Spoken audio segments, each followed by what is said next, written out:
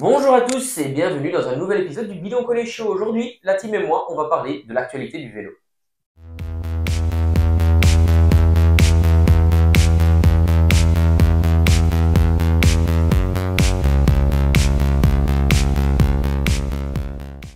Au sommaire, comme je viens de vous le dire, on va parler des résultats de la semaine, du top, des flops, on va parler d'un grand débat et puis on va surtout faire la préface du grand week-end d'ouverture ici en Belgique.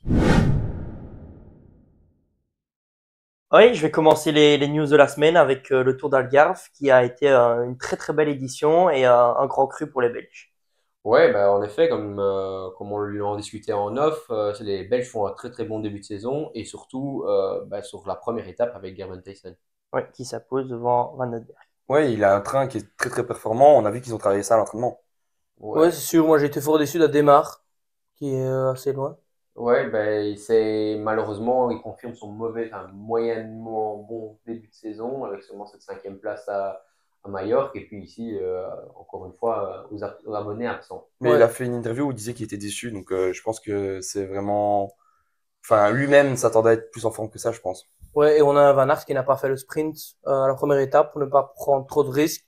C'est vrai que tout près des classiques et de ses objectifs, ça aurait été bête, en tout cas sur la première étape, de venir frotter et de prendre des risques pour ce début de saison, quoi, je Ouais, je trouve. pense Van Aert avec son changement d'entraîneur, il a un changement de mentalité aussi. Il voit plus peut-être gagner des grosses courses que gagner abondamment. Ouais, vous avez raison. En fait, du premier sprint, là, la journée avait été quand même assez simple, dans le sens où il y a eu une échappée avec des coureurs de l'équipe Conti portugaise et Bayer, hein, qui étaient devant aussi, mais pas de réel danger. Donc dans le peloton, c'était quand même assez contrôlé. Et puis, bah, quand on arrive comme ça dans une arrivée au sprint avec une journée assez simple, bah, souvent les risques sont assez démesurés pour les sprinteurs qui ont l'habitude de ça et qui, eux, seraient prêts à tuer pour prendre leur place. Ouais, puis il a 30 ans et il est papa.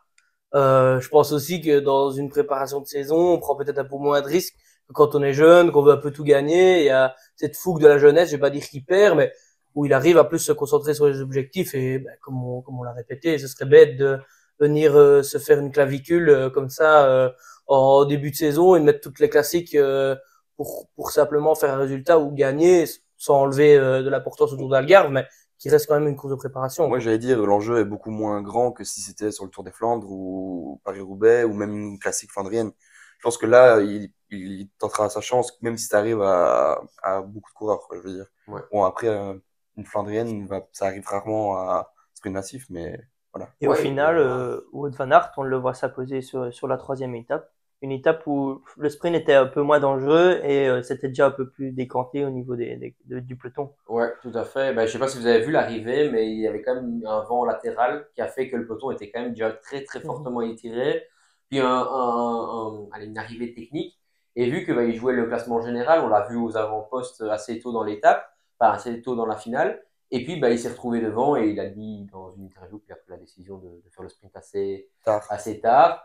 Mais après, quand la victoire est devant lui, je Mhm. pense qu'il ne peut pas la refuser non Puis plus. il a eu Ouais. aussi une chance d'avoir le train de Wanty qui a été impacté justement par ce vent que tu dis là, et aussi les trous. Il n'y a pas eu d'équipiers d'autres équipes qui sont venus aider.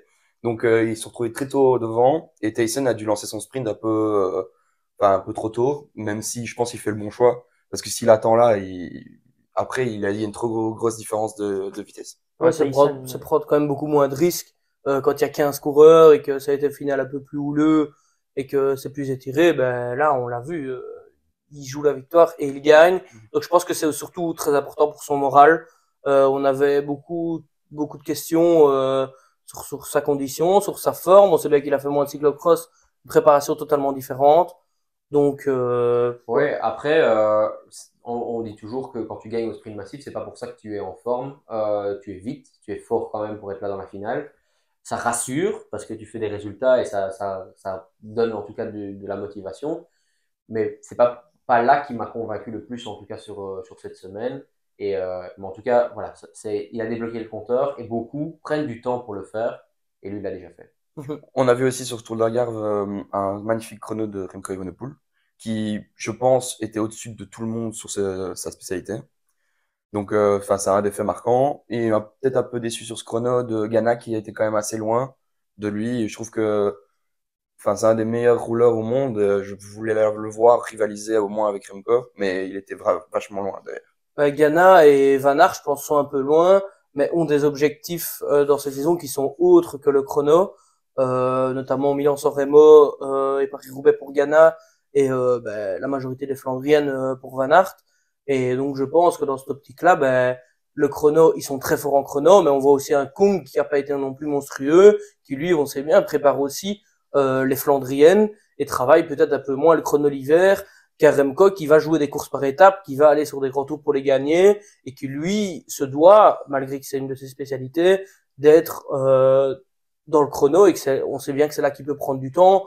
Donc je pense qu'il faut pas s'inquiéter de voir un Ghana ou un Van Aert un peu plus loin parce que leur objectif chrono, ils auront le temps de le préparer. Je pense que Van Aert aura du temps pour préparer le chrono des JO qui est un de ses objectifs. Il fait pas le Tour de France en juillet, donc il aura beaucoup de temps à ce moment-là, quoi. Ouais, non, c'est sûr. Après, franchement, c'était un chrono de niveau extraordinaire malgré tout, parce que tous les favoris, presque, à part peut-être Tarling, étaient là déjà dans Ouais. cette course. Mais en parlant des favoris des chronos, il y a Bisseguer qui passe complètement à côté. Mais ouais, comme tu le dis, Tarling était peut-être le seul qui manquait au départ de cette liste. Il y a aussi Sheffield qui a fait un très bon chrono. Ouais, Enfin, tout à il a fait. eu le maillot de meilleur jeune jusqu'à la fin. Je sais pas s'il le gagne, je sais pas. Non, c'est Morgado. Ouais, Morgado, ouais, mais il a claqué parce qu'il a eu des problèmes techniques, Ouais. etc. J'ai Le vu dernier ça. jour. Del Toro, j'ai regardé un peu avant de venir ici. C'est un peu décevant dans les deux étapes de montagne, je vais dire. Il était un peu plus en retrait, alors qu'au final, l'année passée, il gagne quand même le Tour de l'Avenir. Donc, sur quel type de coureur va-t-il se Ouais. diriger, quoi? T'as raison, parce que au chrono, il est aussi dans les tout meilleurs, Ouais. devant une start list exceptionnelle, même s'ils sont pas encore à la pointe du chrono, ils sont quand même des grosses références. Il gagne une étape vallonnée comme un puncher, et dans les étapes très dures, même en Australie et ici en Algarve, il n'était pas non plus devant, vraiment avec les tout premiers. Donc, est-ce qu'on voit vraiment un Del Toro grimpeur, coureur de tour, ou plutôt on le verrait pas faire une surprise sur les Ardennaises ou peut-être sur les courses d'une semaine plus tard. Ouais, j'espère en tout cas qu'il va se tester sur les courses d'un jour et peut-être qu'il va peut-être en gagner une belle un jour, je sais pas. Mais en tout cas, sur la montagne, il était derrière Morgado et Christen. Ouais. Donc, Ouais. en tout cas, à l'heure actuelle, il est moins bon que les deux autres pépites de UAE en montagne. Ouais. Maintenant, c'est Ouais, facile tout à à fait. dire Ouais. après 2 jours de montagne, quoi. Maintenant qu'on parle peut-être des étapes de montagne, on a eu des étapes de montagne sans être non plus Voilà. Ouais, des c'était étapes de grande montagne. Et là, on a eu un duel vraiment entre Ouais. Martinez et Remco Evenepoel. Sepkus, un peu en dessous. Tratnik, qui était Tratnik, pas très loin, fort, qui était ouais. pas loin, qui était fort, qui a eu fait un très bon chrono. Mhm. On a vu aussi Arensman aussi Van un Aert peu en tenir Arensman. longtemps. Et là, par rapport à Van Goganart Aert, était là aussi. ouais, Gogenhardt, très bonne nouvelle aussi. Ouais, Hein, ouais, il revient d'une fracture ouais, de la jambe. ouais. Il perd un peu de temps sur le chrono, mais au final, dans les étapes de montagne, il est là, quoi. On a Pour vu les que grands tout le monde tours. était plus ou moins là. Peut-être Ouais. Thomas, qu'on a vu qui était un peu, mais il a travaillé pour Pidcock et pour Pitcock était Sheffield. là aussi, ouais. Et Pidcock, moi, en tout cas, ça va être un de mes favoris pour l'Estrade Bianche et même peut-être, je pense qu'il fait le Black, donc Ouais. pourquoi pas. Mais là, Van Aert a rassuré par contre. Ouais. Et je me demande si dans son changement de programme, il nous cache pas un petit quelque chose pour le Giro, pour peut-être essayer de passer plus les étapes un peu plus dures, pour laisser vraiment le champ libre à Coy dans les sprints, et lui d'aller chercher des étapes un peu plus dures, comme il a l'habitude de faire au mois de juillet sur le Tour de France. Ouais, Ouais. c'est vrai que sur la dernière étape où il y avait 3000 mètres plus de 3000 mètres de dénivelé, il revient sur l'échappée, il est à l'avant, il est repris vraiment dans le final et il arrive quand même un peu à s'accrocher au groupe. Il lâche à moins d'1 kilomètre de l'arrivée, sur des pourcentages qui sont quand même durs. Là, il a vraiment rassuré parce qu'il a quand même emmené. Il était avec des super bons grimpeurs devant et il est resté dans les 2-3 derniers. Donc ouais, Ghana aussi qui était à l'avant dans l'échappée de base. Donc je pense, comme tu le dis Boris, qu'il a vraiment rassuré sur ce côté-là. Et c'est vrai que je te rejoins un petit peu sur le côté où il a peut-être un peu plus travaillé la montagne, ou en tout cas les cols et les cols un peu plus longs, quoi. Ouais. Mais je pense qu'il va avoir un gap déjà pour avant la semaine prochaine, Van Aert, que ici c'était juste la reprise dans le sens où il va encore évoluer dans sa forme, mais là on est qu'au début. Mais moi, ça m'a bien fait rire à un moment donné, c'est quand même Kung et Van Aert qui étaient les deux derniers Ouais. du groupe et qui se jouaient un peu des épaules. C'était une belle image parce qu'à côté d'eux, c'était que des petits grimpeurs, on va dire.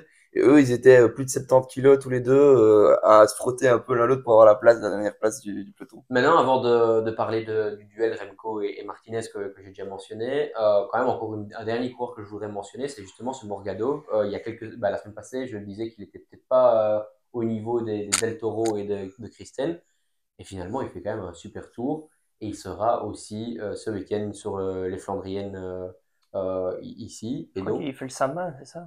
ou le Ah, je sais pas. Salmain. Ouais, en Ouais. tout cas, il sera sur une des Ouais. courses de cette semaine.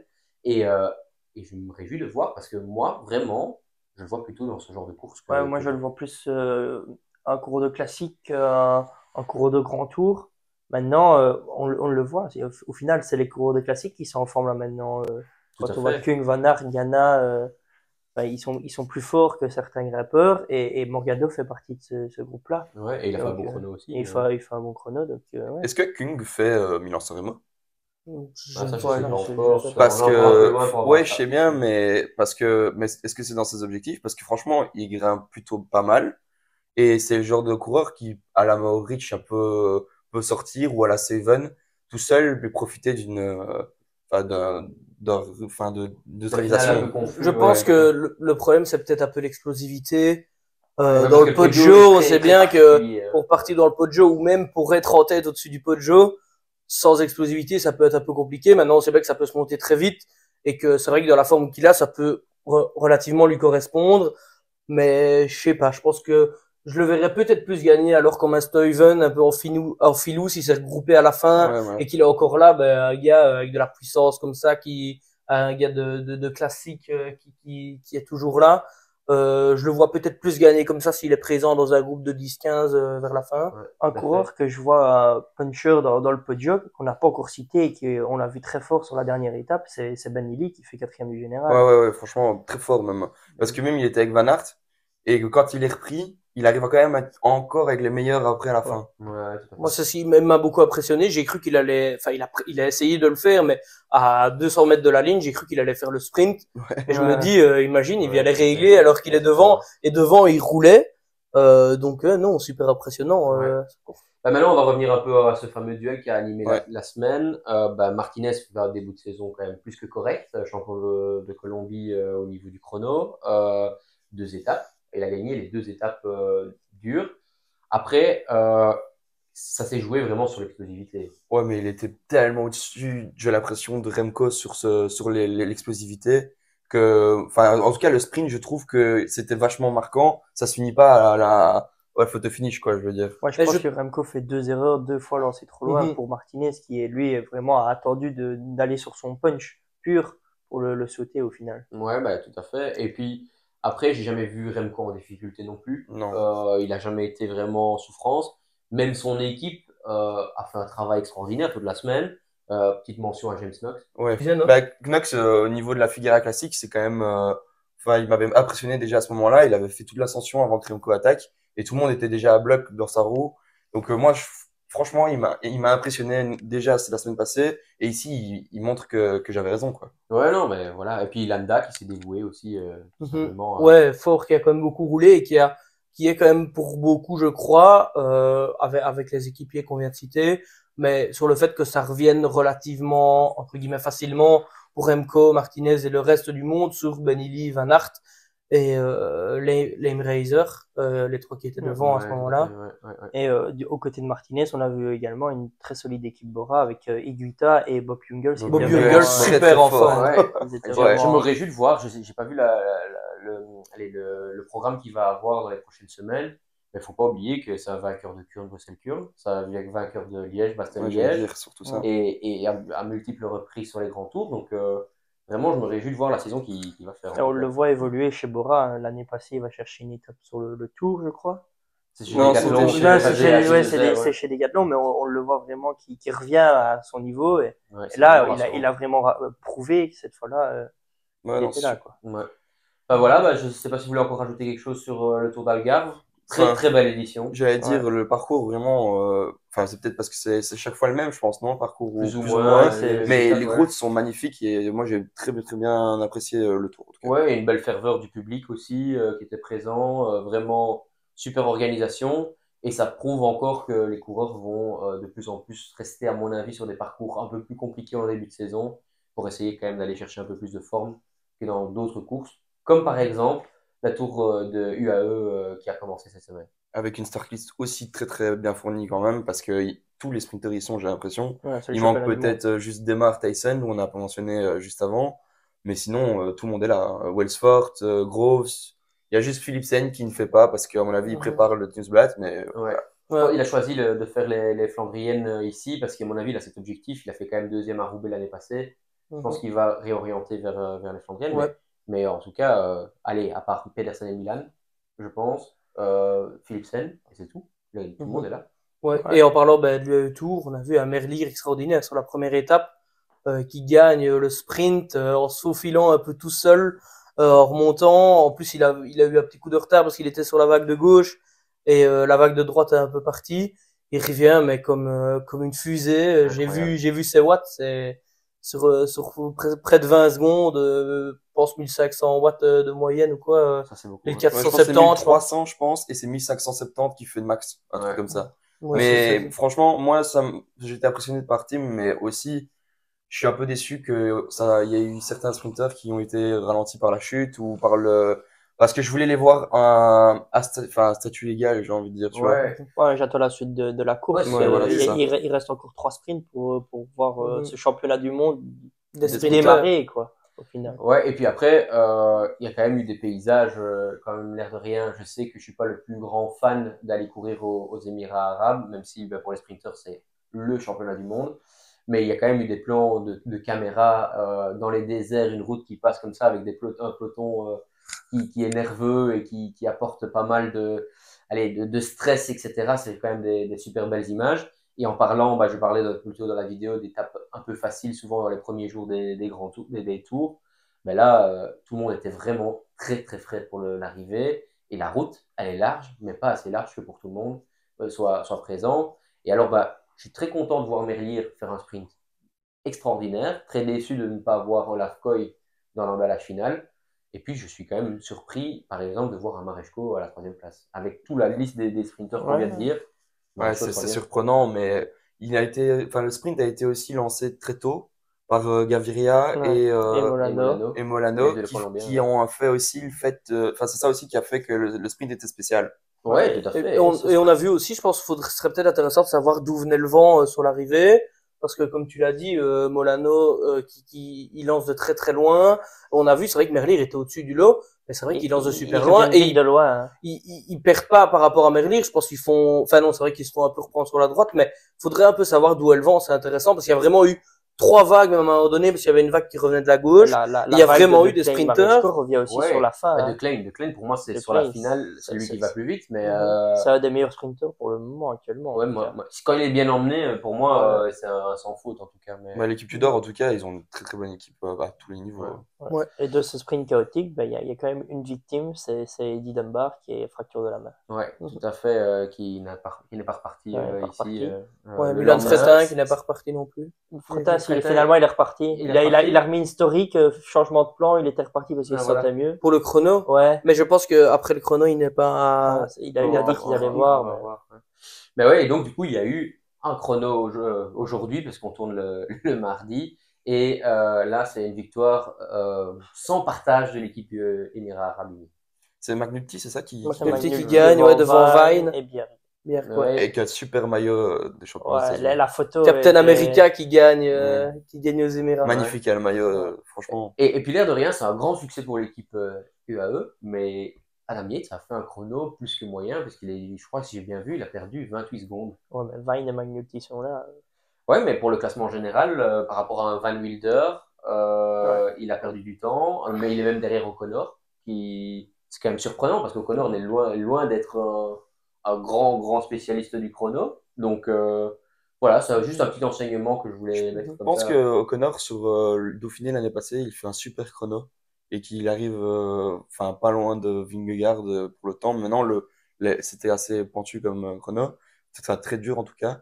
Mais ici, Ivan Van Wilder qui a fait un super chrono. Ouais, Ouais. et il va être accompagné de Jan Hirt dans l'étape de demain au niveau de la montagne. Et si Jan Hirt a le même niveau qu'Aumann, Ouais. Deuxième derrière Yates, à ouais, 19 secondes. Ils avaient fait la bataille sur la dernière côte, là, la Green Mountain. ouais, tout à fait. Donc, ouais, la fin de ce Tour du AE promet d'être Intéressant. Intéressant. Mhm. Ouais. Ouais. Ben, je propose qu'on passe au Tour des Alpes-Maritimes. On revient en France, un peu plus près. Ben, voilà, course de 2 étapes. Première étape remportée par Ethan Vernon. Ouais, bah, grand sprinter. C'était peut-être le seul gros sprinter présent sur la course. Et bah, ça confirme tout simplement le très très bon début de saison de l'équipe Israël. Il a été très bien emmené. Il est arrivé sur la course en tout cas. On voit que, enfin, ils sont arrêtés le train où ils voulaient être et il n'y a pas eu de problème avec la concurrence. Juste Albanese qui arrive, je pense qu'il fait deux. Troisième. Troisième. C'est Flynn qui fait deuxième et Ouais. Albanese troisième. Albanese fait 2 fois troisième. Mais Albanese fait ouais, super aussi ses sprints. Moi, je m'attendais à ce qu'il gagne peut-être, mais je me réjouis de voir les prochaines courses qui vont arriver. Oui, c'est vrai qu'il n'y avait pas énormément de sprinters non plus. Quand c'est bien que Bardet est dans le top 7 et que c'est Johannessen qui fait 4. Voilà, Ouais, c'était tout quand à même fait. pas un championnat du monde des sprinters comme eux, Non, c'était un loin de peu là. différent. Et la deuxième étape a été remportée par Benoît Cosnefroy et Au devant sprint aussi. au sprint aussi devant son coéquipier Devant mais Paretin. c'était quand même beaucoup moins ils que- étaient Ouais, ils étaient tout à qu'une fait. vingtaine. Ouais, c'est ça. Mhm. Mais bon, Albanese ne gagne pas. Il est présent. Ouais, c'est vrai. Mhm. Mais enfin, on a vu aussi Romain Bardet attaquer dans les derniers kilomètres de la deuxième étape, Ouais, il a essayé de dynamiter. qui Il est avait assez en forme. dit que c'était un peu trop peu dur, je veux dire. Ouais.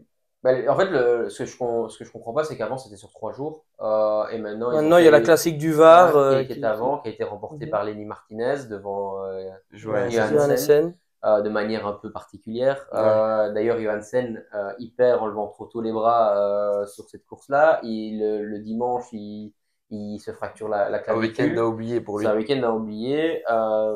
Mais bon, voilà. Il Après, est en forme. pour le classement général, c'est dommage de ne pas avoir gardé cette tout simplement étape plus dure. Mais après, il en faut pour tout le monde et il y a des courses à étapes pour les punchers également. Donc voilà. Oui, c'est sûr. Ben, comme tu l'as dit, Lenny Martinez, il regarde. On peut quand même noter Romain Bardet, qui a attaqué dans la finale, qui a été repris dans un premier temps par Johannessen, qui fait quand même une super Sur la belle classique du course. Var, ça. Ouais, sur la sur la classique du classique du Var. Var, ouais. Michael Woods, qui fait quatrième aussi. On peut Ouais. quand même le noter, hein, Ouais. pour les courses qui vont arriver. La petite déception de cette course-là, c'est David Gaudu Qui fait sixième. Sixième à 30 secondes de Martinez. Ouais, Faut peut-être voir un peu. encore trop tôt. L'année passée, il avait commencé un peu trop vite, peut-être avec un super début de saison à Paris-Nice L'année passée, il était très fort. Ouais. dès Ouais. le début de saison et que ben, il a peut-être appris que pour être en top au Tour de France, ben, il faut être peut-être un peu plus tard prêt. Voilà, c'est peut-être un des enseignements. Peut-être qu'il a rapporté un peu de quelques semaines son pic de Ouais. forme. Sinon, il y a un autre tour qui est, lui, très loin, par contre, c'est au Rwanda, Ouais, Ouais. le Tour du Rwanda. avec une start list intéressante, avec beaucoup de jeunes, mais enfin voilà, c'est un peu difficile de suivre toutes les étapes, mais est-ce que vous avez quelque chose à dire Ben, là-dessus? la première étape a été remportée par la Quick Step. Enfin, Le les chrono jeunes de par la équipe. Quick Step, le Ouais. chrono par équipe. Ouais, faut savoir, moi, j'ai quand même été un peu interpellé parce que c'est une course, on sait bien assez loin, on sait bien que logistiquement, ben, il y a des difficultés pour aller aussi loin au niveau des vélos, au niveau des véhicules, etc. Et il y avait les deux premières équipes avaient des vélos de chrono et les autres n'en avaient pas. Donc ça, c'est une petite question que je voulais vous poser. Donc pour remettre un peu de l'ordre, c'est Quickstep qui gagne devant Israël, le chrono par équipe. Mais par exemple, l'équipe Lotto qui fait troisième, ben, n'avait pas de vélo de chrono. L'autodéveloppement, hein. Ouais, l'auto-développement, ouais. Ouais, on n'avait pas de vélo de chrono. En effet, il y a quelques années, il y avait des courses, je ne sais plus où c'était, mais je crois que c'était par exemple en Argentine, où Ouais, c'est ça. le chrono se faisait sans vélo de chrono. Et c'était obligatoire pour tout le monde, et je trouve que c'est judicieux, surtout quand on est au Rwanda où on sait que certaines équipes n'ont pas de vélo de chrono. Déjà, mettre un chrono par équipe dans un tour comme celui-là, un peu à se poser des questions à l'organisation. Maintenant, une chance, c'est que les temps étaient gelés et que personne n'a gagné du temps ou perdu du temps sur cette étape. Ouais, je pense que c'est plus pour faire découvrir la discipline à une nation, à un continent qui se développe dans le vélo.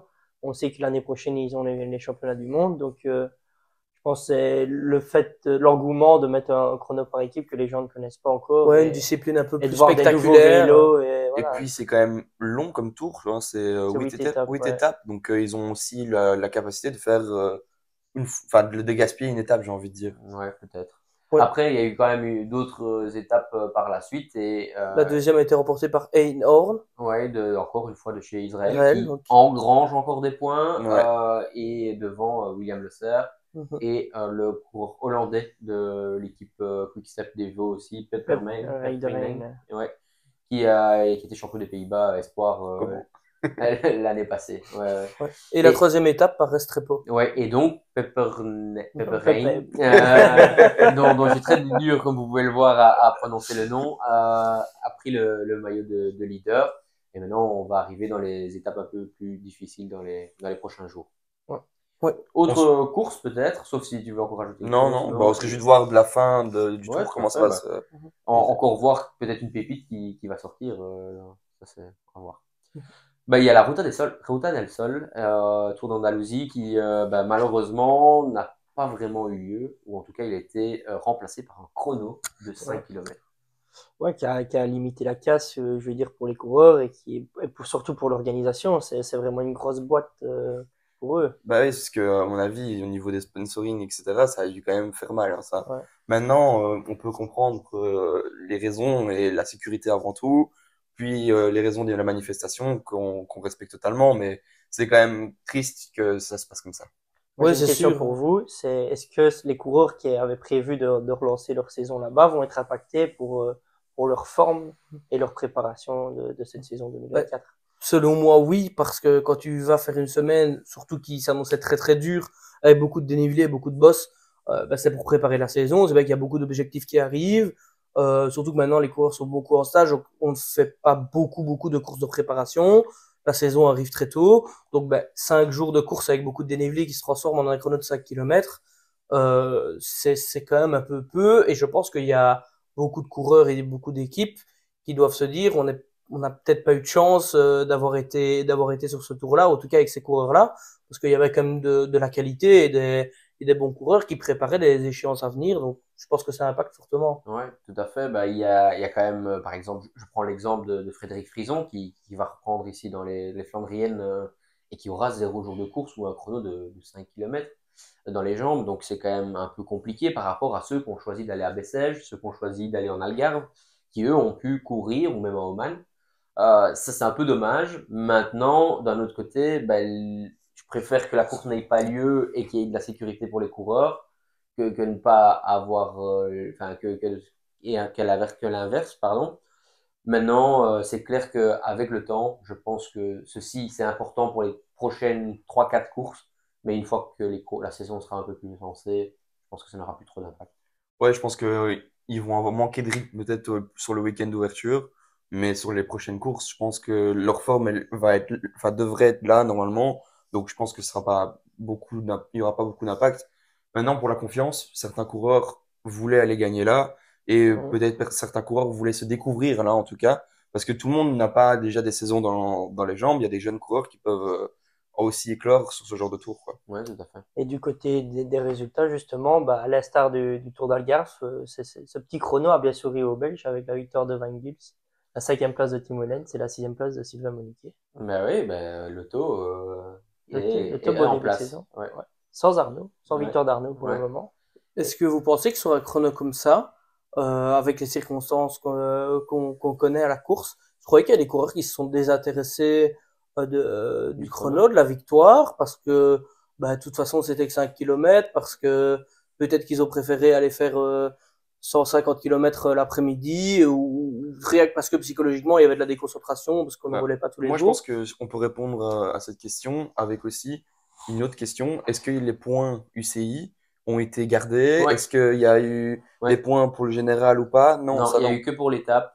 Ils ont décidé de garder les points de UCI de l'étape, ce qui est compréhensible. Ils ont hésité longtemps à mettre, donc c'est un 2 points Pro Series et tout simplement mettre les points de 1 Pro Series, mais finalement ils ont gardé juste les points de l'étape. Ouais, donc au final, je pense que les coureurs vont quand même se donner à fond pour pouvoir avoir Mais ces il points-là, ne le quoi. savait pas avant, la décision, comme tu Oui, dis, non, Boris, a non. peut-être été prise. Non, mais en fait, je reste persuadé que même si ils ont fait le chrono, la majorité des coureurs ont été Et on faire s'entraîner 150 après. km le matin ou Mhm. l'après-midi parce que ils peuvent pas se permettre de perdre 5 jours de nouveau de transport de sur place à Sur chrono, 10 un minutes de échauffement. chrono. Enfin voilà, Ouais. c'est Et puis on l'a vu, c'était pas prévu. Les chronos ont été réalisés sur les vélos de route par tous les coureurs. Il n'y avait pas le vélo de chrono dans les camions qui étaient là. Donc ouais.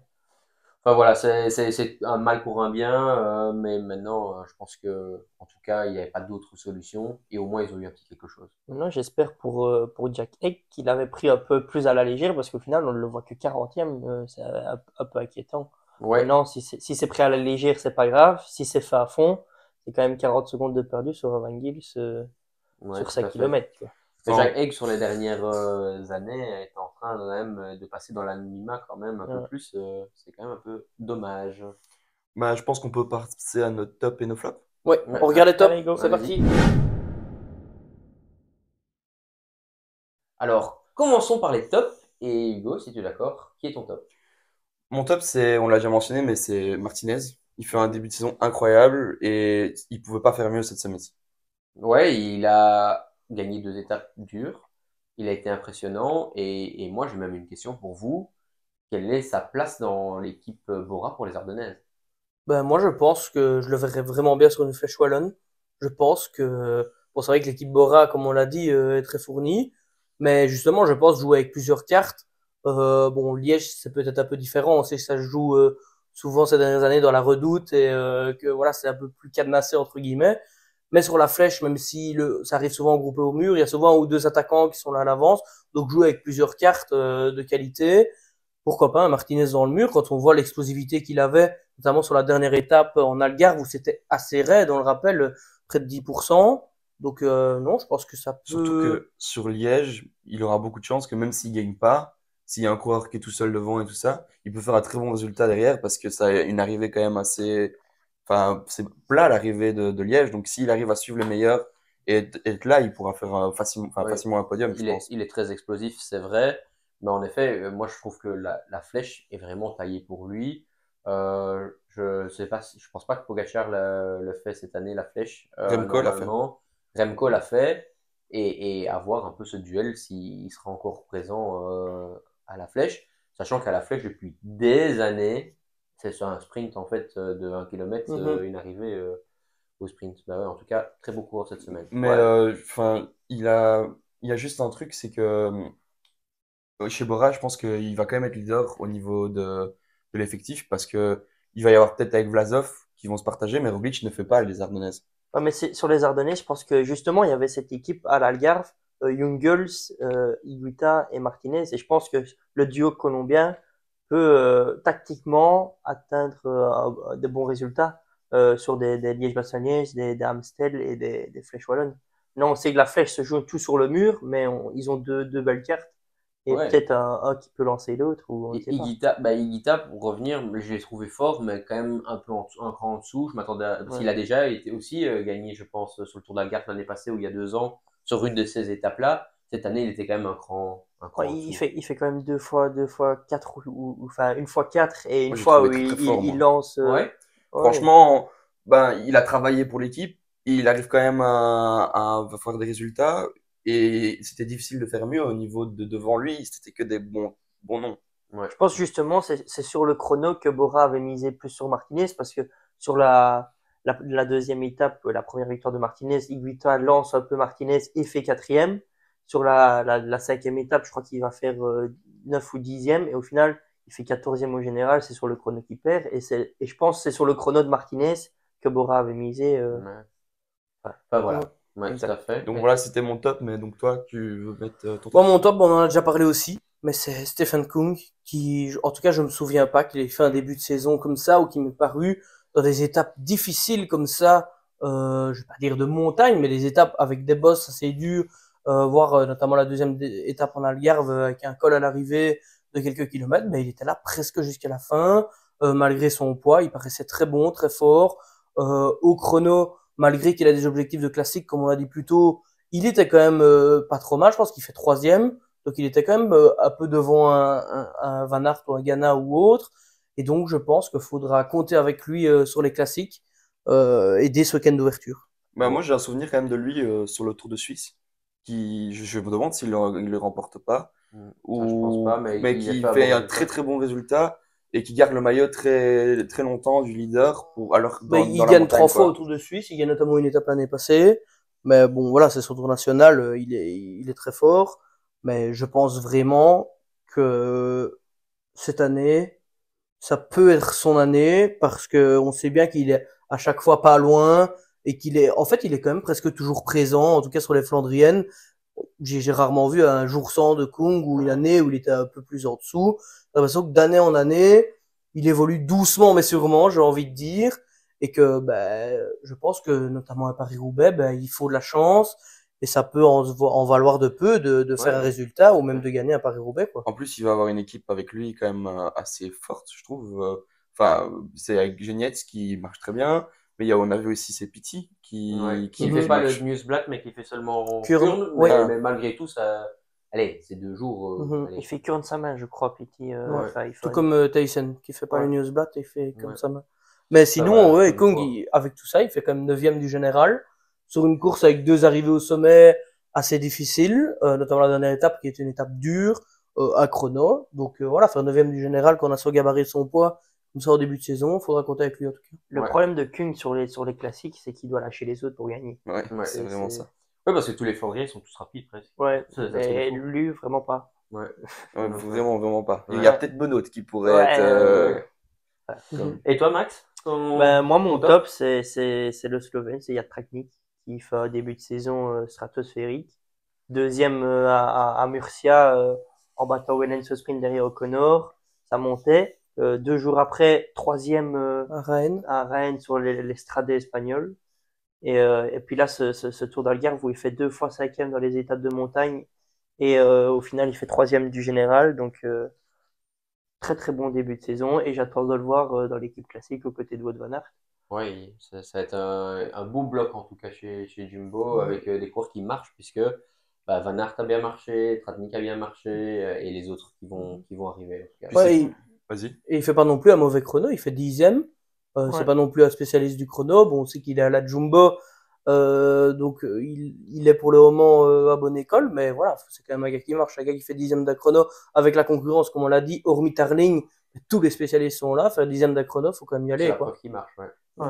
Puis le bloc Visma, c'est plus ou moins le même que l'année passée pour les Flandriennes. Donc on a vu que ça a très bien marché. Pourquoi pas aller gagner comme Van Barle ou comme Ils ont 2 atouts en Laporte. plus cette saison, c'est quand même Jurgensen et Tullet. Ouais, enfin ouais. Sur les classiques, c'est En encore plus. meilleur. C'est ça. Et on sait, pour revenir sur Traknik, on sait que Vingegaard comptera dessus en juillet sur le Tour de Ouais, France. tout à Donc, fait. Moi, je pense qu'il va faire une pause après ses classiques ouais. et il aura plus le temps. Mais si je l'ai vu, il fait et Giro et Volta et Tour de France. Hein. Ça, j'ai pas encore. Il a prévu, ouais, Giro et Tour de France, donc il fait Tour des Flandres, Dwars of Vlaanderen le 3, et enfin, C'est dans vraiment le la sens preuve inverse, que et puis l'équipe Giro et Tour de France. Mais l'année passée, est-ce qu'il s'était pas blessé Si, avant avant le le tour, Giro? avant le Giro aussi. Il devait Et faire il le marchait Giro. aussi Ouais. extrêmement fort l'année Ouais. passée, je me rappelle, Ouais, ce tout à Que fait. Roglic saison. avait perdu un de ses hommes forts juste avant, Ouais, ça tout à m'avait fait. marqué. Ouais. Ouais. Ben Toi, voilà. Boris, Ouais, pour ton- moi, c'est plutôt une équipe et un coureur. Donc moi, c'est Lorenz Rex et l'équipe Intermarché Wanty parce que j'ai trouvé qu'ils ont maîtrisé le lead-out, en tout cas d'une manière exceptionnelle sur le premier tour, sur le premier jour du Tour d'Algarve. Et il y a eu Mike Tennyson qui a mis sur orbite Lorenz Rex. Il y avait Hugo Page qui a bien travaillé. L'équipe était fort assez que pour prendre le lead du peloton. Et Gerben Tyson sur la première étape, tout simplement, il a été mis, déjà, on lui a déjà donné les fleurs avant qu'il passe la ligne, parce qu'il a été emmené de manière exceptionnelle. Non, franchement, c'était magnifique de voir comme ça a été travaillé l'entraînement. On voit que c'est quelque chose qui, sûrement en stage ou enfin en Espagne, pendant le tout début de saison, ça a été travaillé. Moi, je me réjouis de voir face à des grosses concurrences pour le Oui, sprint. tout à fait. Après, je ne dis pas qu'il va dominer les Alpecin de Philipsen et de Van Der Poel, ou Van Aert et Olaf Koy, c'est pas ça que je suis en train de dire. Ce que je dis, c'est juste que là, ils étaient l'équipe la plus forte et ils l'ont bien dominé. Et je m'attendais à ce que Mike Tennyson soit le dernier homme, et ça a été Lorenz Rex, et qui a fait ça de manière extraordinaire. Lorenz, que je me réjouis de voir sur les classiques, justement, et sur Mhm. Paris-Roubaix, où ça fait 2 ans qu'il est vraiment Oui, excellent. il fait 9e l'année passée. Donc Ouais. voilà, Ouais. c'est un peu sa course, à la course qu'il aime. Je pense que ce serait la Euh, surprise Est-ce qu'il fait le de ce Giro? Non, il fait le tour. C'est le Le Tour Tour? Rex, Ah ouais. oui, c'est vrai. Et Tyson fait le Giro. Tyson Ça fait le fait Giro, Donc ouais. je me réjouis de voir le train que ça va avoir aussi au Giro Ouais. avec. il fait toutes les classiques et il fait Tirreno aussi. Ouais. Je pense Euh, qu'il faudra compter sur Adrien Petit à la place de Rex pour Tyson dans le train. Ouais, à voir s'il fait pas le tour aussi. Donc, je sais pas. Ouais, Mais peut-être qu'il y en a certaines courses qui peuvent doubler, hein, tout ouais, simplement ouais. aussi. Clairement, on le voit que ça se fait dans toutes les équipes. Donc, Ouais, tout à fait. Bah, passons au flop. Ouais. C'est parti, Allez. on regarde le flop. Alors, au niveau de mes flops, enfin de mon flop, moi c'est Chris Froome. Alors, il est autour du Rwanda, il n'a pas fait quelque chose de mal pour l'instant, mais si on regarde bien, il était dans l'équipe d'Israël pour le chrono par équipe, où il a malheureusement été lâché assez rapidement. Il était quand même en compagnie de coureurs de l'équipe d'Evo. Il y a quand même 2 coureurs pro, 2 coureurs d'Evo et Chris Froome. Et puis, encore aujourd'hui, il fait 31e, mais n'étant pas dans le premier groupe. Alors, c'est une course de préparation, je me doute, mais c'est un peu, j'ai un peu l'impression que là, c'est vraiment, on est en train de rallonger sa fin de carrière pour rien. C'est vrai qu'il aurait peut-être un rôle, surtout dans une équipe comme ça, avec des plus jeunes sur un tour comme ça, d'être un peu meneur de troupe et d'accompagner les jeunes et tout, d'un petit peu montrer, surtout allez, ouais, avec son expérience, à la Sky, anciennement Sky, dans les chronos, etc., que ce soit pour l'équipe et tout. Donc c'est vrai que qui soit lâché ou qui se laisse lâcher, je trouve ça un peu pas très bien pour l'image et pour l'équipe parce que il est pas là pour ça et même si c'est plus le Chris Froome de l'époque depuis sa fameuse chute sur le Dauphiné, bah, ça reste quand même Chris Froome et il doit quand même montrer l'exemple. Il a le salaire peut-être qu'il mérite, mais il faut qu'il le prouve quoi. c'est vrai que ben voilà, il a pas fait 3 très bonnes étapes, pas de résultats en tout cas. Mais moi, j'ai pas vu le chrono, j'ai pas vu qu'il a été lâché ou quoi que ce soit. Mais peut-être qu'il a fait un très bon travail, je sais pas. Et je trouve que, enfin, c'est quand même son équipe fait donc deuxième du chrono. Et en plus de ça, il gagne le jour après. Donc peut-être qu'il est pas là pour faire un résultat et qu'il est plutôt là pour aider l'équipe, j'ai envie de dire. Ouais, vous avez peut-être raison, je suis peut-être un peu dur, mais malheureusement, c'est un peu ce qu'on pensait l'année passée, c'est un peu ce qu'on a pensé déjà il y a 2 ans, et là, on est déjà sur la troisième année où c'est décevant. Voilà, c'est juste que le schéma se répète. Ouais, c'est Oui, sûr. Ouais, mais c'est puis juste un Chris Froome qu'on n'a pas connu. On sait qu'il revient de très très loin. Il a voulu essayer de revenir, mais bon, un peu à l'instar de Bernal. Mais bon, Bernal, sa chute était un peu moindre que Chris Et c'est plus Froome. fréquent, enfin un peu Et Et, plus plus jeune dans et il est aussi. plus jeune et il arrive l'actualité. mieux à se retaper, mais il n'est quand même plus Bernal. Non, non, et je n'enlève vraiment rien à Chris Froome qui a gagné des courses extraordinaires, qui a été dominant comme on n'a pas eu beaucoup ces dernières années, à part maintenant ici ça revient. Mais en tout cas, je pense qu'à un moment donné, il faut s'arrêter. il faut savoir Voilà. dire stop. Et, Ouais, ouais. ouais. En tout cas, ce sera cette saison-ci, si ça marche pas, je pense pas que l'équipe va, je sais pas combien Je de crois temps que c'est sa encore de dernière année de contrat. contrat. Ouais, parce que l'équipe ne va pas renouveler, en tout cas pas sur le même montant, je Non, pense. c'est sûr. Parce que quand Mhm. on voit qu'il gagne, c'est normal qu'il s'accroche, ce qu'il gagne, c'est normal qu'il s'accroche Ouais, tout à à fait. son métier. Enfin voilà, tout simplement, c'était mon petit flop, mon petit coup de gueule. Et Noah, je sais pas si toi tu veux partager Ben, le moi, tien. mon flop, c'est Guerin Thomas, donc qui a fait le Tour d'Algarve et que j'ai un peu trouvé dans l'anonymat. Bon, sur la dernière étape, il a donné son vélo à son coéquipier qui a eu un problème ou qui est tombé. Mais voilà, il fait 65e du général. Pour quelqu'un qui a des objectifs, qui va faire le Giro et le Tour, qui va doubler les deux et qui a quand même des gros objectifs là-dedans. On est qu'en début de saison. Mais voilà, je trouve sur la dernière étape assez dure, il fait 111e, je crois. Et sur la deuxième étape, il fait 52e, loin du premier groupe. Pour moi, c'est pas suffisant. Il fait 40e dans le chrono. Voilà, maintenant, est-ce qu'il était pas bien? Est-ce qu'il était malade? Je ne sais pas, mais pour moi, c'est pas suffisant pour Geraint Thomas. Moi, Ouais, je pense que c'est sa préparation qui est faite pour qu'il arrive plus tard en forme. Il va doubler le Tour de France et le Giro et le Tour de France, donc il va falloir qu'il ne soit pas fatigué. Et on sait qu'à son âge, la récupération peut être plus compliqué. Donc je pense qu'il va miser que sur le Giro et le Tour de France et avoir un pic beaucoup plus tard dans la saison. Ouais. Après, là-dessus, tant Froome, j'ai un peu l'impression que c'est un schéma qui se répète des autres années. Tant pour Thomas également, puisqu'en fait, si on regarde les résultats de l'année passée, avant le Giro, il n'a pas non plus fait de très très gros résultats et il était même un peu de manière surprenante assez loin dans beaucoup de courses. Et même l'année encore avant, c'était la même chose. Et donc, je me demande si maintenant, Keren Thomas ne doit pas choisir vraiment ces 2, 3 semaines où il doit être vraiment top parce qu'il n'a Mhm. plus la capacité à être au niveau. Oui, il est plus tout jeune. Et surtout qu'il refait presque le même schéma que l'année passée, en tout cas en préparation. L'année passée, il avait fait le Tour de Catalogne et puis le Tour des Alpes. Eh ben, il refait exactement pareil cette année, sauf qu'il fait l'Estradais en plus. Mais il refait exactement pareil comme préparation, à part les 2 grands tours. Donc, Et ici, on a vu qu'il a quand même autour de lui une équipe très forte. Donc, Ouais. il n'avait pas le rôle de leader absolu. Et il faut pas oublier que c'est une course de préparation.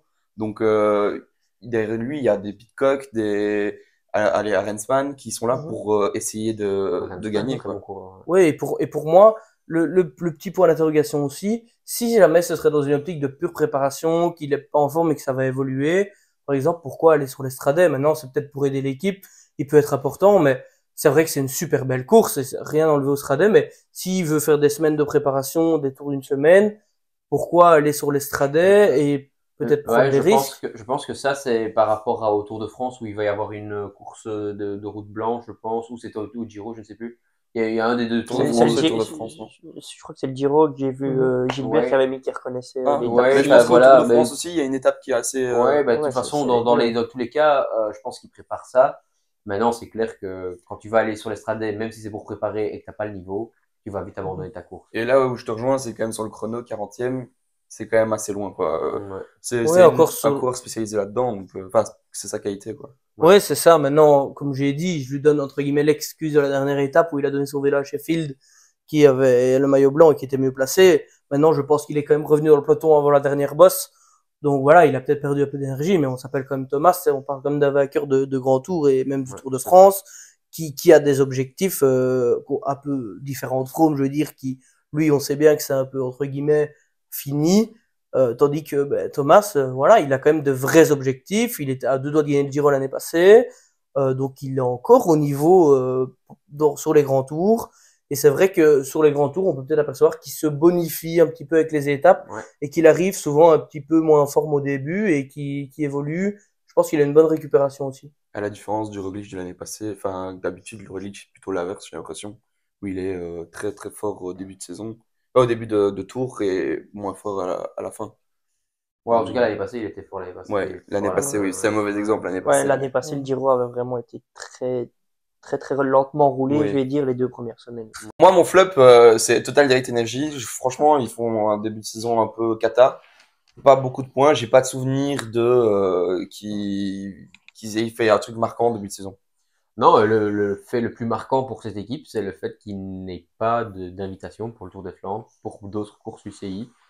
Et ça prouve malheureusement que le niveau sportif n'est peut-être plus là, avec le départ de Sagan, qui malheureusement ces dernières années n'était plus au niveau extraordinaire, mais il y a personne qui a vraiment pris la relève en tout cas.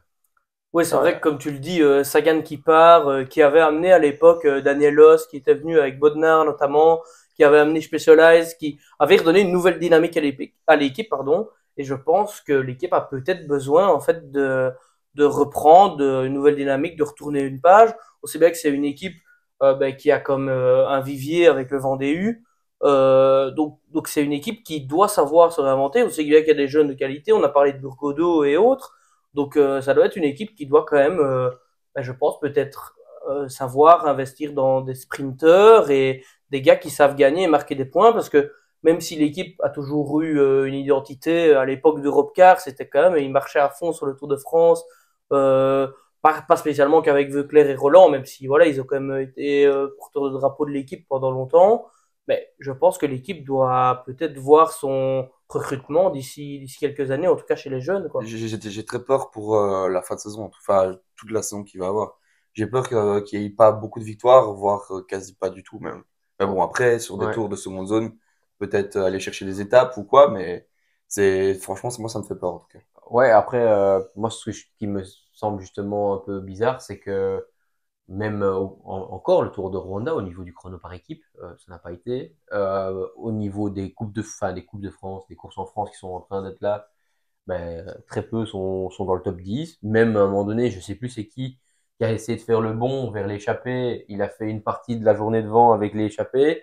Et puis, c'était le premier lâché de l'échappée de nouveau. Donc, j'ai l'impression qu'au niveau de la performance aujourd'hui, ben, c'est plus trop ça chez Total Energy, en tout cas pour l'instant. En plus, ici au Rwanda, c'est quand même des professionnels et ils sont avec pas mal de coureurs d'Evo, pas mal de, enfin, j'ai pas envie de dire d'amateurs, mais c'est des gens qui sont semi-pro, enfin, on va dire dans certaines équipes. Ouais, Et donc, c'est quand même triste de pas les voir performer là-dedans. ouais. Et même le leader belge sur les grands tours, Stef Kras, qui a aux abonnés absents aussi sur sa reprise sur la classique du Var, 57e, et je crois qu'il fait 19e du Tour du Var. C'est léger quand même quand on voit la start list qui était encore plus léger. Oui, Ouais, puis tout comme à tu le fait. disais, sur le Tour du Rwanda, ils vont avec des pros. Ben, Quickstep est là avec son équipe d'Evo, Lotto est là avec son équipe d'Evo. Ils font des Euh, performances. donc, et ils font des performances, ils sont devant. Donc, quand on arrive à ne pas jouer trop de rôle sur la course, alors que les équipes d'Evo de plus haut niveau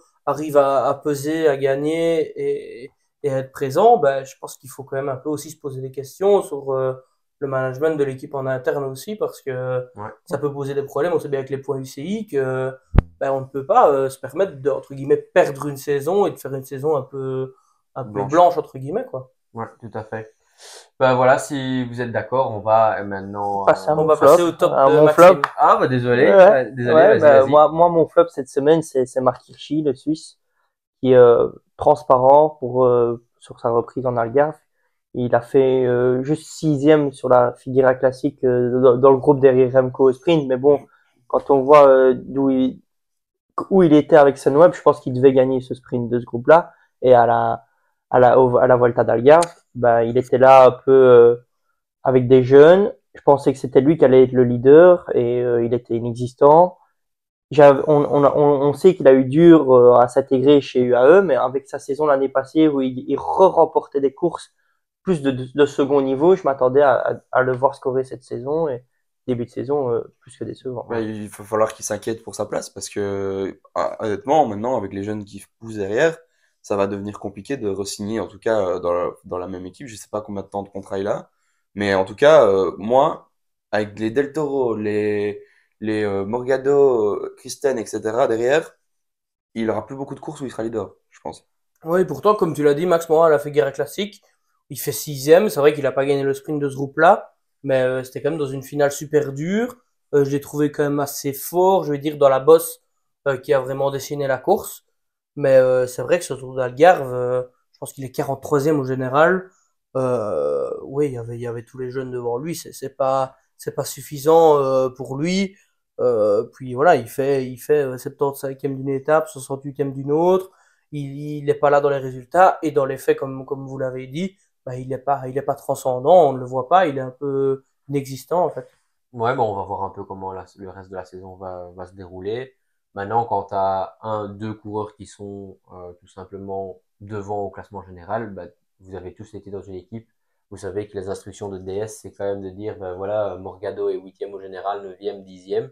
Bah, on doit le protéger et tant pis pour vous. Ça, c'est un peu, à mon avis, ce qui s'est passé sur ce Tour d'Algarve, même si c'est clair, dès la première étape, il aurait dû être, en tout cas dans les tout Ouais. premiers. Est-ce que Marc Hirschi va faire un grand tour cette année? Ben, C'est pas prévu, en tout cas, ni dans le Giro, ni. Il y a au Tour de Non. France, donc il reste la Volta. Ouais, Et est-ce qu'il aura sa place? C'est ça que Ah, pour bah, le moment, je j'espère, pense hein. pas qu'il a sa place quand Ouais, on parce voit que tous les grimpeurs chez UAE. Et je pense que des types qui auront leur place sur une Vuelta, c'est Del Toro, c'est Fisher Black, c'est des plus jeunes qui prestent pour le moment Ouais, et tout à fait. contrairement oui, à et Mark Hirschi. peut-être c'est un aussi peu qu'il est un triste, hein. peu en point d'interrogation sur sa forme, que l'équipe attend un peu parce qu'il n'y a pas encore beaucoup de programmes annoncés. Il va aller sur la Faune Ardèche, sur la Drôme Ardèche classique Ce et week-end, là, ouais. voilà, il va faire les deux courses là-bas. Et Les puis c'est Ardennaises. tout. Et puis Eduardo Vlanderen. Et puis rien n'est encore annoncé. Donc voilà, théoriquement, on le verra sur une Flèche Wallonne, on le verra Ouais. sur un Liège-Bastogne-Liège. Voilà, mais il n'y a pas encore qui est annoncé qui soit Ouais. sur même des courses d'une semaine de préparation. Même en Catalogne, je dirais, elle n'est pas annoncée. Enfin voilà, Enfin, c'est clair. Ouais. J'ai oublié personne cette fois-ci. Non, oui, Non, je allez, pense que- le débat. Alors aujourd'hui, on va un peu s'intéresser à l'équipe Quickstep, encore une fois, qui fait un super début de saison, et Tim Merlier également, qui fait un super début de saison. Donc pour vous, les gars, est-ce que Tim Merlier a sa place avec Remco, qui vise la victoire sur le Tour de France? Ben, moi, personnellement, je pense que oui. Je pense que Quickstep a quand même l'ADN d'une équipe qui gagne au sprint, qui vient avec un sprinter.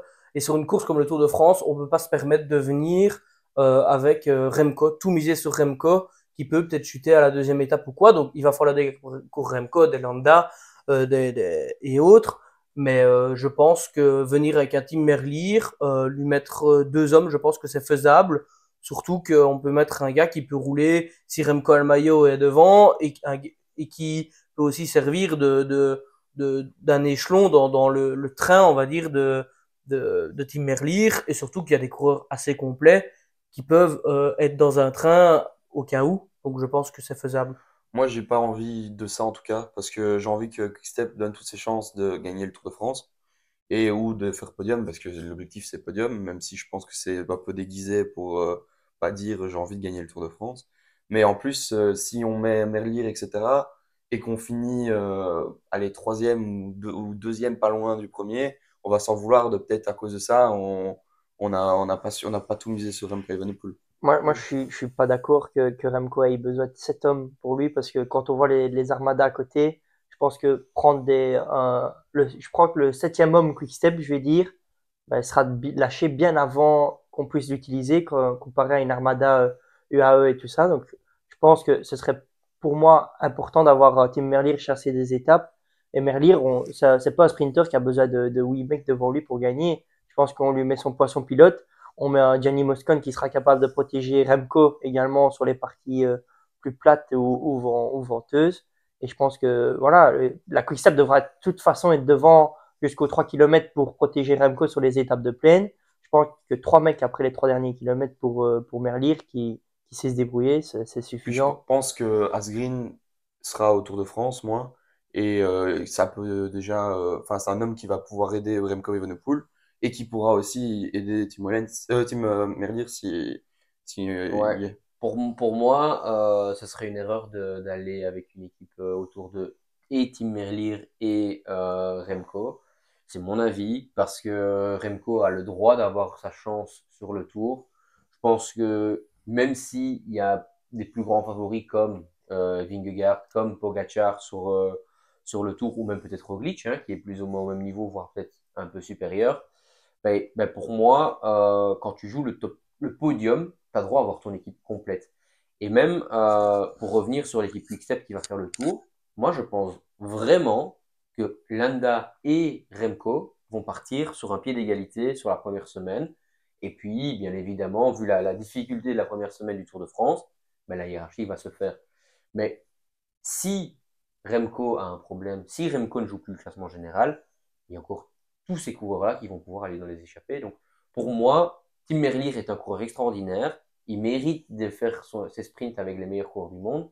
Mais si Olaf Koy ne le fait pas, je ne vois pas pourquoi Tim Merlier devrait aller au Tour. Non, moi je suis totalement d'accord avec toi.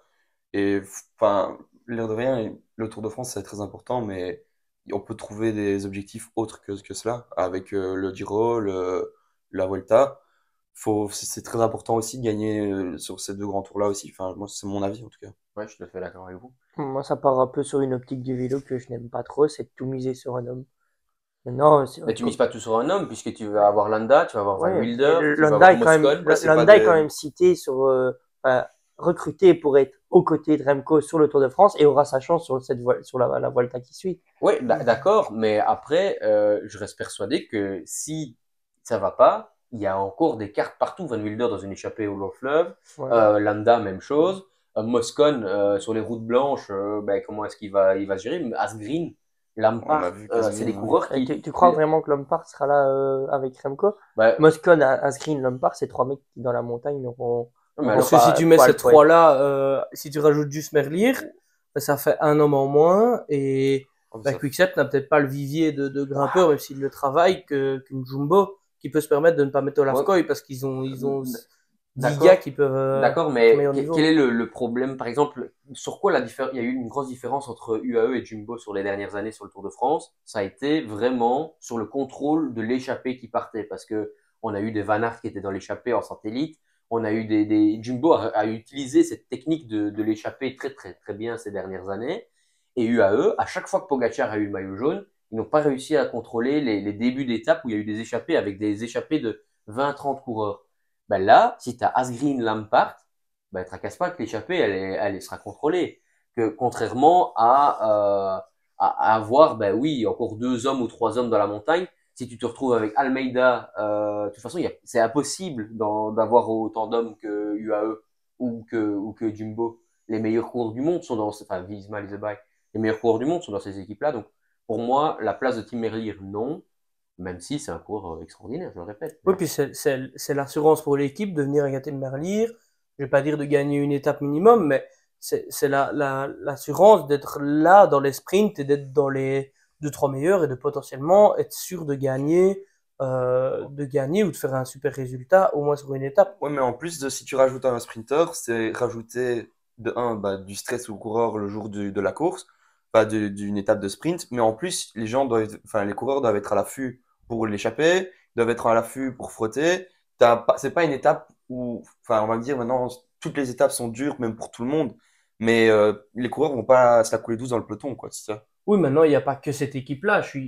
T'as totalement raison dans ce que tu dis, mais je pense qu'une étape de sprint, sur le Tour de France, on le voit depuis quelques années, les étapes de sprint sont chères, et il n'y aura pas que Quickstep qui va rouler. Donc, s'ils ont Remco et que Merlier est là, ben, je pense pas que Quickstep va prendre en main à autant de kilomètres de l'arrivée. Ouais, Pour Merlier, en tout cas, quand les équipes de sprinters mais ça reviennent fait sur beaucoup l'échappée. d'étapes à gérer, c'est ça que je veux dire. Tu vas avoir les étapes de montagne, les étapes de sprint, les étapes de vallon. Au final, tu vas devoir tous les jours te lever le matin et te dire, faut que je roule Moscone, et que je, voilà. Moscone, tu roules. Moscone, il va faire du début jusqu'à la fin. C'est pas possible. Enfin, ouais. Et de 1 et de 2, quelle est la probabilité que Remco gagne une étape et quelle est la probabilité que Merlier gagne une étape?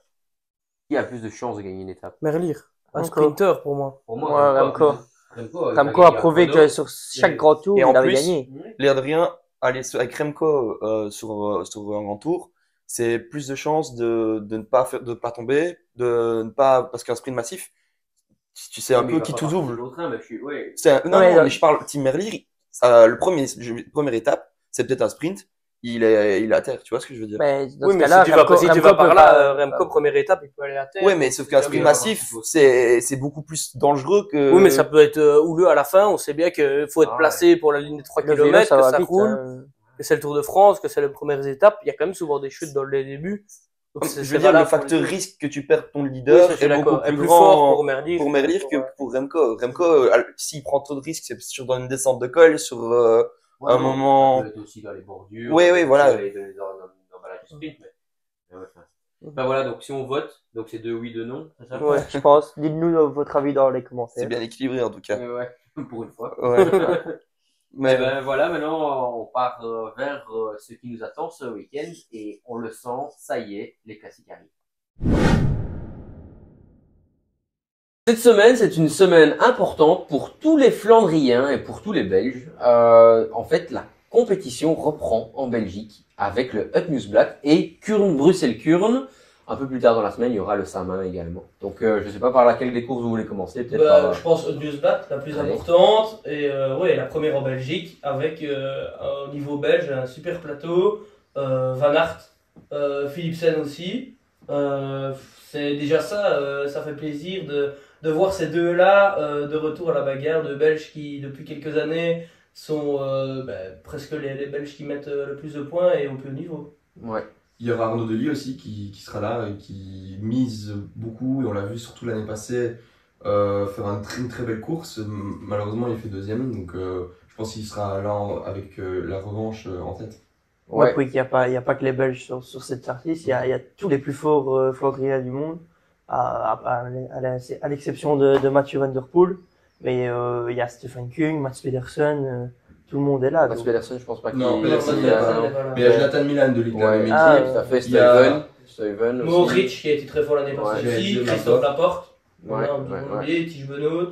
Ouais, tout à Coq. fait. Pitcock, ouais, gros. Lampard, Alaphilippe, Jorgensen, donc comme je le Ouais, dis. tout à fait. Asri. Bah, toute l'équipe Tout Visma. le monde. Et au niveau de UAE, Externe. c'était quand même important de le préciser, il y a Tim Wellens, Ouais. qui je me réjouis de le voir, comme on l'a dit la semaine passée. Je me réjouis de le voir sur ses classiques, qui va faire ce week-end d'ouverture. Et Des belles équipes Tudor, UnoX et Q35. Q36.5. Ouais. Exact, ouais. Mais le Newsblatt, c'est une grosse start list, c'est vrai, mais c'est surtout, allez, un moment important dans l'année. C'est vraiment là que la grosse saison commence pour les coureurs. On sent ici, en tout cas, l'impatience chez les supporters et chez les coureurs. Avant, c'était de la préparation, maintenant, on rentre dans les choses sérieuses. Et vraiment, un parcours qui est un peu typé flandrienne. Donc, qui est vraiment typé flandrienne, mais qui ressemble un petit peu à la finale du Tour de Flandre d'il y a quelques années. Et depuis qu'ils ont changé ce parcours-là, on a eu des très très beaux vainqueurs, en tout cas. Ouais, Dylan Van Barlier, l'année passée, qui avait fait un très gros numéro en sortant à plus de 25 km de l'arrivée.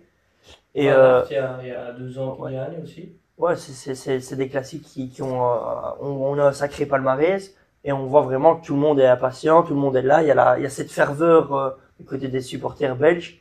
Et moi, j'ai juste un peu peur, un peu comme chaque année, c'est un peu la course de reprise, le stress est là, la nervosité est là, et on voit souvent des chutes dans cette course-là. Mais ça Ouais. frotte beaucoup aussi. C'est la course où on va frotter le plus depuis le début de saison. C'est la première vraiment où on n'a pas envie d'être bloqué ou gêné. Donc on roule à bloc jusqu'au dernier virage et on se retrouve à prendre des risques, peut-être des fois pas inutiles, mais qui sont même plutôt utiles, même, je dirais même, pour se placer et frotter, pour prendre le moins de risques possible et ne pas se retrouver dans un deuxième groupe ou troisième groupe à cause du placement. Ouais, ça, c'est une des courses aussi où les échappés, donc on voit beaucoup souvent les favoris, mais chaque année, il y a quand même quelques petites surprises. Par exemple, Le Bear l'année passée, Louvel, il y a quelques années aussi. C'est des coureurs qui vont dans les échappées.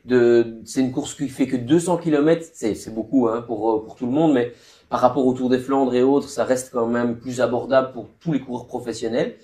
Et c'est un parcours dur, c'est vrai, mais c'est souvent par des à-coups. Donc c'est le placement pour arriver dans la petite route, c'est le placement pour arriver dans le secteur pavé, où là ça roule très fort. Et souvent dans les difficultés, jusqu'à une certaine limite, ça roule quand même à un tempo assez raisonnable. Mais donc du coup, l'échappée fait souvent le yo-yo en prenant de l'avance, en étant rattrapé. Et puis dans la finale, une fois que les difficultés majeures sont passées, si l'échappée est encore devant, ils ont encore toutes leurs chances d'aller faire un Et il y a résultat. aussi souvent plusieurs échelons. On l'a vu l'année passée avec Van Baarle qui est parti, Arnaud Delis qui a malheureusement chuté ou un problème mécanique et qui a dû revenir de tout seul dans un premier temps. L'année passée, il y a eu un second groupe très qualitatif avec Wellens, Mohoric et Arnaud Delis qui ont chassé derrière Van Baarle, qui sont tous les trois là cette année et qui, je pense, à charge de revanche, aimeraient bien évidemment gagner. Donc je pense que ça peut se jouer à différents échelons et qu'il y a beaucoup de scénarios possibles. Ça peut très bien être un gars tout seul comme l'année passée, ou un groupe de 5, de 10, ou de 15, ou de petits groupes de 2 ou 3. Ça dépend, je pense qu'il y a pas mal de scénarios possibles à différents échelons. Parce que, comme vous l'avez dit, la course est dure, c'est une Flandrienne, c'est une des premières. Les états de forme ont peut-être beaucoup de différences aussi. Donc tous ces éléments-là font que la course, il y a des surprises, et même dans les favoris, on ne sait pas vraiment si Van Aert sera au-dessus du lot, comment sera peut-être à Pidcock. On l'a pas trop vu, on a le Gard non plus, donc on ne sait pas trop comment il sera. Et puis aussi même au niveau des petits groupes qui partent, les routes sont quand même assez étroites souvent. Donc ça permet de prendre du temps, d'avoir des moments où le peloton, comme tu le dis, personne ne prend l'initiative de rouler parce que c'est pas pour des sprinters, c'est pas pour, on n'a pas un vrai favori qui arrive pour s'imposer à la fin. Et en plus, il y a une grosse difficulté dans les derniers kilomètres où il y aura quand même une sélection par des Ouais. coureurs. Après, contrairement au Tour des Flandres, je pense que la sélection se fait pas toujours dans les monts, mais surtout les parties entre. Et donc, pour les favoris, la course, elle va vraiment commencer à plus ou moins 55 km de l'arrivée. Et ce fameux passage au Holberg, qui n'est pas dur pour les coureurs professionnels, c'est un secteur pavé de 600 mètres. Mais à partir de là, comme tu le dis, c'est des toutes petites routes. Et dans ces petites routes, s'il y a que 3-4 coureurs devant qui ne suivent pas les mouvements, ben on peut aller très vite, très loin. En tout cas, c'est des mouvements de course qui commencent à partir de là. Et je me réjouis vraiment d'être ce week-end. Avec beaucoup de relance aussi, on voit quand j'ai regardé l'édition de l'année passée, j'ai remarqué qu'il y avait énormément de fois où les coureurs doivent quasi être à l'arrêt pour relancer. Et ça met même les coureurs de l'arrière du peloton sont obligés d'être gênés ou vraiment à l'arrêt totalement, quoi. Un autre facteur clé dans cette course-là, enfin, dans ces courses-là, je vais dire, c'est la météo. On sait la météo belge est capricieuse et énormément changeante. Et on sait que de la pluie, du vent, ça change complètement le format de course. Ah oui, c'est complètement différent par rapport aux coureurs qui ont été en Algarve, en Espagne ou même dans les pays des Émirats arabes ou même certains qui viennent d'Australie où là, les conditions météo sont extraordinaires. Donc ouais, c'est vraiment très chouette de voir cette start list. C'est vraiment encore aujourd'hui, j'étais en Flandre, près du Koppenberg, et on sent les équipes qui arrivent, les équipes. Allez, voilà. En tout cas, je suis excité. Et si vous deviez donner un coureur pour gagner, vous mettez qui? C'est difficile d'en mettre qu'un, parce que la start list est vraiment bien fournie. Mais ouais. Alors si on regarde pas l'équipe Visma, parce qu'elle va sûrement être là, et j'ai pas trop de doute sur le fait que ce soit peut-être un de ces coureurs-là qui gagne. Moi, j'ai vraiment vu un Yves Lampaert vraiment fort à Majorque. C'est pas un grimpeur et même dans les courses assez dures, il était présent. Je dis pas qu'il a été gagné, mais je pense qu'il est prêt et je pense qu'il va être présent dans le final. Et moi, sur ce genre de course, je vois bien encore un scénario un peu à l'année passée avec Dylan Van Baarle, et je dirais plus Tim Wellens qui fera ce coup-là de partir d'un peu plus loin cette saison. Oui, il marche en plus. Ouais. Ouais, il y a deux gars que j'aurais dit si je connaîtrais leur forme, j'avoue pour l'interprétation dessus, c'est Philipsen et Laporte, qui sont pour moi des gars quand dans une finale, c'est quand même important de savoir où ils en sont. Maintenant, voilà, pour être un peu chauvin, je vais dire Van Aert. Première chose de la saison, on le mettre en confiance, il va partir en stage bientôt. Repartir en stage bientôt. Ouais. Donc je pense. Et toi? Moi je vais faire comme toi, je vais mentionner deux coureurs et dire un autre différent à la fin. J'ai Maoric et Trentin. Moi j'ai ces deux coureurs que j'ai envie de voir faire une très belle course. Surtout que j'ai regardé, comme je disais, l'édition de l'année passée. Et Maoric il était très très fort et il connaît bien ces courses-là. Et c'est un très bon rouleur, donc voilà. Mais moi j'aimerais bien que ce soit Arnaud Delis. Parce que franchement, vu l'édition qu'il a fait l'année passée et finir deuxième comme ça, je trouve ça un peu dommage. Maintenant, le vainqueur a été très fort aussi et il le méritait totalement de gagner. Ouais, je pense que tous ici autour de cette petite table, on croise les doigts pour que Arnaud Delis remporte au moins soit le Hut Newsblad, soit peut-être. Non, il fait pas Kurn. Non, Et il fait le Samin. Mais en tout cas, qu'il fasse une victoire, enfin qu'il fasse une belle victoire cette année, qu'il ait une belle victoire cette année. On n'en a pas parlé du coup, mais pour dire un petit mot sur Kurn, c'est quasi les mêmes coureurs qui le font. Il y a Tyson qui vient en plus faire une course en Kurn. Lorenz Pitti aussi, intéressant de le citer aussi, qui vient sur Kurn. Une course nordirenne, mais peut-être un peu plus facile entre guillemets, avec un peu moins de difficultés notables sur cette course-là, qui pourra arriver au sprint, quoi. Elle reste plus abordable pour les sprinteurs. Ouais. Maintenant, on a vu les années précédentes, on voit souvent un groupe d'une vingtaine de mecs partir de très très loin et aller au bout. Donc, on pourrait voir un coup de la jumbo. Moi, j'ai très envie de voir Quickstep avec son équipe parce que tu disais Lampaert, mais il y a aussi Alaphilippe qui va venir dimanche à Kurn. Ouais. Il y a Alaphilippe qui est un point d'interrogation aussi parce que c'est pas le Alaphilippe de quand il est champion du monde. Donc, est-ce que c'est une course qui va lui convenir? Et j'aimerais bien voir aussi Moscon qui a un transfert quand même super intéressant qu'on n'a pas encore vu vraiment ses qualités jusque maintenant. Ouais, non, et dimanche, il y aura aussi Lascano. Et il marche très très fort. Et puis un coureur qui marche bien et qui a déjà gagné sur ce week-end d'ouverture dans le passé, c'est Jasper Stuyven. Je l'ai trouvé aussi quand même discret mais performant en tout cas lors de sa semaine en Algarve. Et avec une équipe Trek qui, comme toujours, avec Alex Kirch, Jonathan Milan, pourrait également aller faire des dégâts. Et il y a aussi, est-ce que Paules fait Ça, je sais pas, j'ai pas vu. J'ai C'est pas- un j'ai- joueur que j'ai j'aimerais pas- bien j'ai voir pas vu non plus. là-dessus parce que chaque année il fait des très bons résultats. Et il y a aussi Oliveira, on en parlait, Ouais. Ouais. qui fait des très bons résultats à En Morgave et on aimerait bien voir sur les classiques, quoi. Ouais, non, tout à fait. C'est Rui Oliveira, c'est un des deux frères Oliveira. Il a toujours été présent dans les Flandriennes sans être vraiment à l'avant, vraiment à l'avant. Et l'année passée, il a eu des moments aussi où il était un peu dans des coups comme ça.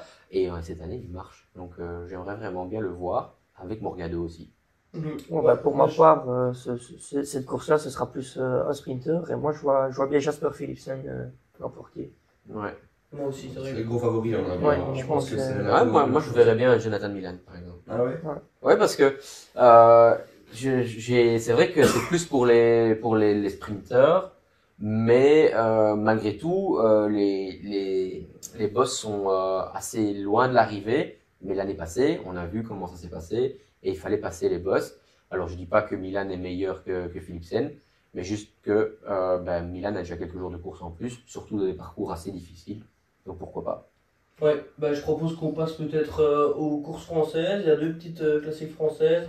La Faune Ardèche pardon, classique et la Faune Drôme classique, qui sont deux courses quand même relativement difficiles. C'est presque la même start list, les coureurs font les deux. Donc il y en a une en Ardèche où c'est des bosses assez courtes, mais avec plus ou moins 7% de moyenne en fonction. Et en Drôme, c'est des bosses quand même déjà un peu plus longs, plus d'1 kilomètre. Il y a quelques bosses de 6 km avec pas mal de passages à 10%, donc c'est quand même compliqué. Une belle petite start list. On a un Marc Hirschi, on a cité d'autres, Kielmose aussi, Félix Gall, Guillaume Martin, enfin bref. Ouais, tout à fait.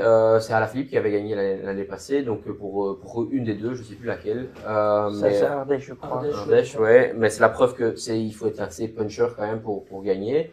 Et je me demande si Cosnefroy le fait pas. Je sais pas. J'ai pas vu Cosnefroy, mais je crois que j'ai vu Gall et la Paré Fed. dans Peintre cette, le fait. Ouais, Paré Peintre, ouais, Paré Peintre marche aussi. Et donc, ouais, moi je Gall verrais l'a bien fait. Il y a une équipe Williams décathlon, aussi. ouais, une équipe décathlon présente avec Israël qui pour le moment marche sur l'eau, donc pourquoi pas. Moi, je vois bien Romain Grégoire sur cette course-là, Ouais, entouré qui a par Valentin fait, on l'a pas Madouas. cité, tantôt, mais qui a fait que je te coupe 10e en aidant un peu Lenny Martinez très très bien quand il a gagné dans le Var, et qui fait aussi 8e d'une des deux étapes du Tour de l'Alpes-Maritimes, pardon. Donc qui était quand même présent même sans qu'on le cite. Ouais. Et puis, je sais pas si vous avez encore. Oh, ben, en Ardèche, moi, j'aimerais bien faire un petit coucou à Sacha Fressiani qui sera présent avec l'équipe World Tour de Wanty. Coureur de la région, c'est chouette à voir. Ouais, des ben, courses comme ça. c'est vrai que les équipes World Tour ou Pro Series, enfin Pro Team, pardon, donnent de la chance beaucoup en ce début de saison. Comme tu dis, bah, Sacha va commencer ici cette semaine. Thibaut Bernard aussi qui a roulé en Provence dans les dernières semaines. Et d'autres coureurs également, Van Poppel aussi de Bingo, Wallonie-Bruxelles. C'est vraiment chouette en tout cas de voir ces coureurs-là au plus haut niveau et surtout qui prestent jusqu'à présent. Ouais, et je voulais peut-être encore notifier Maxime Valgils qui va gagner Ouais. et qui sera Ah vraiment ouais. présent Bah sur voilà. la course là. Bah, ça c'est mon favori pour ce week-end, pour l'une ou l'autre en tout cas. Ouais. Ouais. Bah, je propose qu'on passe Au à la Grand course Camino suivante, Grand Camino. Ouais. Ouais. Ben là, c'est vraiment un peu pour les grimpeurs, un peu beaucoup même. C'est que grimpeur, C'est que grimpeur à part un D'ailleurs, chrono il y a le premier jour, ouais. Un peu. Et alors, le retour de Vingegaard et Kian Uitenbroek, ils Ouais. vont rouler ensemble avec Stone Mittet aussi de Visma Les The Bike. Encore une fois, c'est une équipe digne d'un grand tour. Ouais, puis il y a Carapace, il y a Carlos Rodriguez, Tarling, le grand absent du chrono en Je crois Algarve. que c'est Christian Rodriguez qui est là. Ouais, C'est Carlos Rodriguez. Il a annoncé sur la start list Carlos Rodriguez en tout cas. Ouais. Mais voilà. Ah, Après, ouais. la start list n'est pas encore officielle, donc faut voir. Ouais, on va voir, mais ça va être bientôt. C'est Il y a Bernal aussi. je pense. Ouais, Donc, Il y a Martinez, récent vainqueur. ouais vraiment. Très, en tout cas, pour. Godu, non, aussi. Enfin, Ouais, Godu. il y a quelques Paul beaux Less. noms et ça va Et monter. Paul Less, Paul Less, pour ben répondre à voilà. ta question, Ouais. il y a là-bas. Ouais, mais en tout cas, pour ceux qui aiment bien le soleil et les petites grimpettes ou longues grimpettes, c'est la course à regarder en tout cas. Ouais, c'est sûr, un chrono de 14 km avec deux toutes petites bosses, mais pas très dures.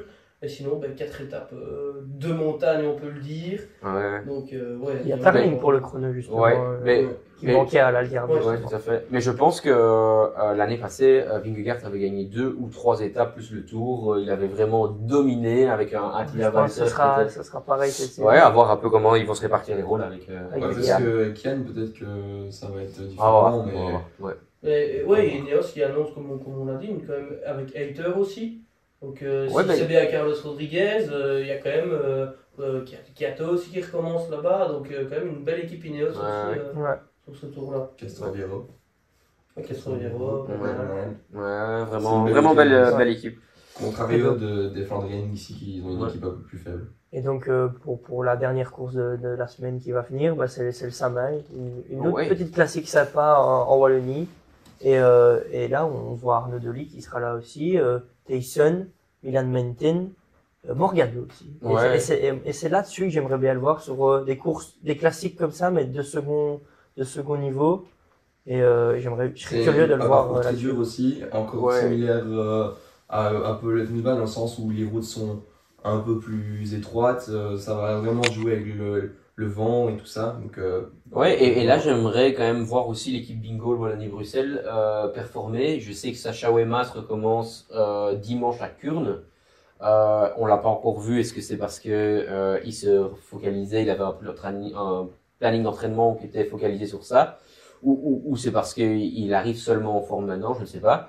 Mais en tout cas, c'est des Loïc Vigen aussi qui doivent être là. Puis après, il y a le Vermont qui a quand même fait un beau début de saison. Donc, allez, petit coucou à l'équipe Bingo Wallonie-Bruxelles qui est de chez nous. Et... pour rester sur une équipe belge, on n'a pas mentionné du tout, mais Girmay, il fait aussi le week-end d'ouverture. Et franchement, il faudra qu'il performe très, très tôt et très bien, parce que Ouais. il va peut-être se remettre en question sur l'année qu'il a eu l'année passée. Ouais, tout à fait. Je sais pas si qui vous voyez gagner sa main, alors. Craig Anderson. Arnaud Delis. Craig Anderson, Arnaud Delis. Tyson, pourquoi pas. Ah, moi, j'aimerais quand même un peu difficile. une petite surprise avec Morgado, allez. Ouais. La première victoire Première professionnelle. histoire professionnelle chez nous à Wallonie. Allez. Ouais, L'année bah voilà. passée, c'était pas la première victoire professionnelle de Menten. Je sais pas si Je c'était. me demande si Euh, c'est pas ça, c'est vrai. Parce que Menten gagne Ouais. avec Asgreen qui le ramène dans le groupe de tête, je me souviens. Ouais, je crois que c'est Et ça. Ouais. en gros, il le lance et il dépasse le groupe. Et- Lamperti aussi sera là, je pense. Ouais, je crois. Et Pity aussi. Ouais. Orange Gold aussi. Ouais, qui a Ouais, sorti encore une il y a encore fois. une shortlist. Bon, maintenant, la Voilà. saison est lancée. Je crois Ouais, que tout le ça monde y a est. fait son retour, Ouais, il y à a part plus de course de Pogacar, préparation, Van der Non, Poel. là, c'est parti, là. Ouais. Ouais. Impec. Eh ben voilà, je sais pas Je si pense vous voulez qu'on encore. peut finir, hein. Ouais, encore dire quelque chose. Oh non. Non, bah moi j'aimerais en tout cas vous remercier vous trois, vous les spectateurs. N'oubliez pas de vous abonner, de commenter et surtout de donner votre avis, savoir si vous aussi vous avez les mêmes tops, les mêmes flops et surtout qui va gagner ce week-end. Merci beaucoup. Au revoir. Salut. Ciao, ciao.